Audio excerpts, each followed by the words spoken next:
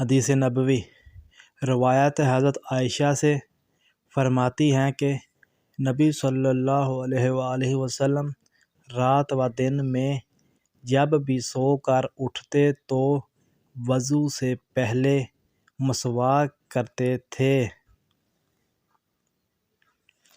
روایت ہے انہی سے فرماتی ہیں کہ نبی صلی اللہ علیہ وآلہ وسلم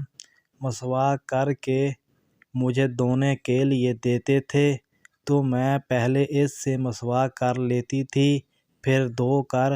آپ کو دیتی تھی۔